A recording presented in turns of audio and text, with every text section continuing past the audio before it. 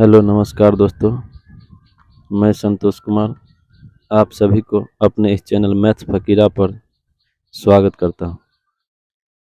आज से मैं क्लास 7th का मैथ शुरू कर रहा हूं, जिसमें मैं पहले प्रत्येक अध्याय का बेसिक समझेंगे कुछ उदाहरण के माध्यम से, और उसके बाद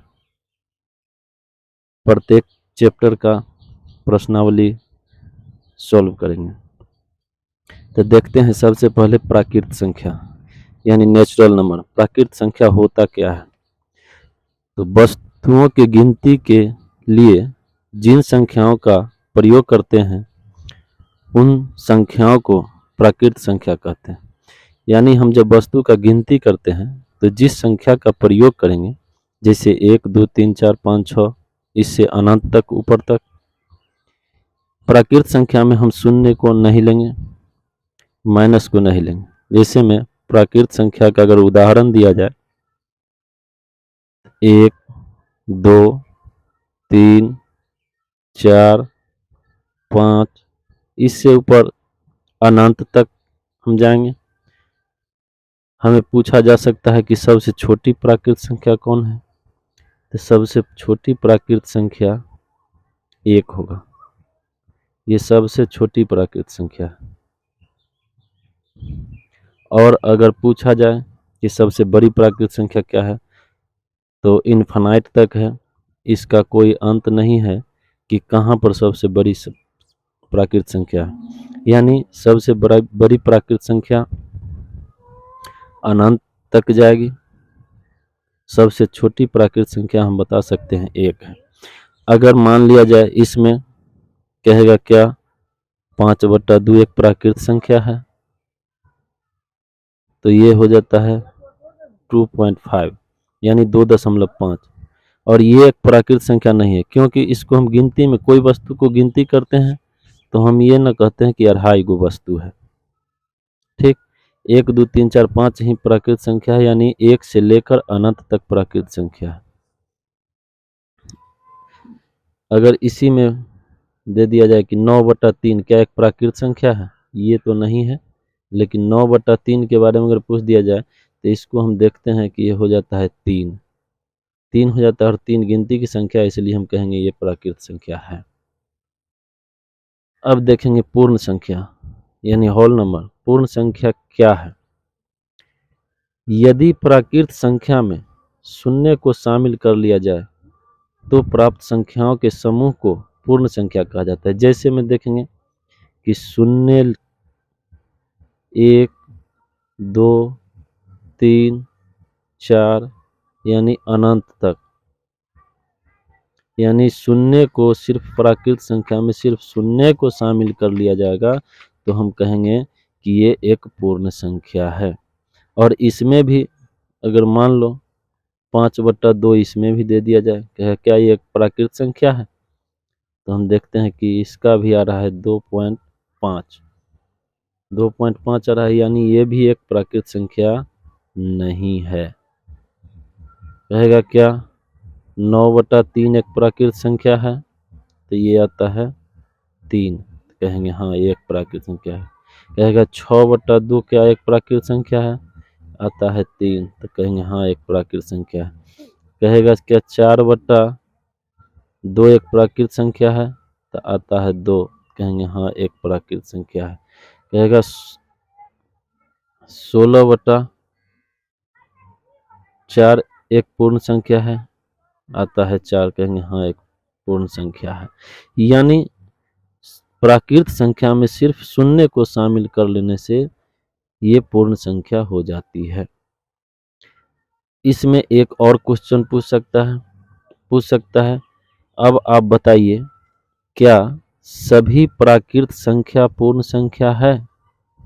मान लीजिए आपसे अगर क्वेश्चन पूछ दे कि क्या सभी प्राकृत संख्या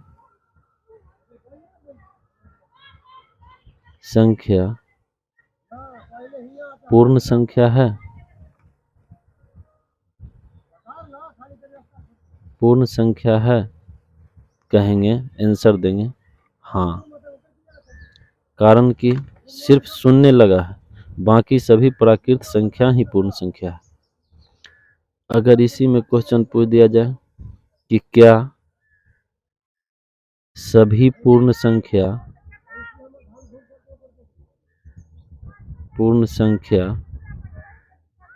प्राकृत संख्या है,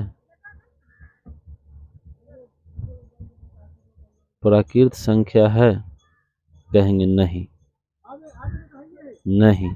क्यों? क्योंकि ये शून्य प्राकृत संख्या में शामिल नहीं होता है। यानी अगर हमें पूछे कि सबसे छोटी पूर्ण संख्या क्या है, तो सबसे छोटी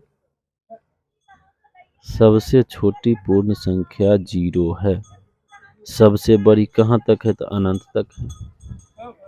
अब हम देखेंगे पूर्णांक संख्या, जिसको हम इंटीजर नंबर कहते हैं। पूर्णांक संख्या क्या है?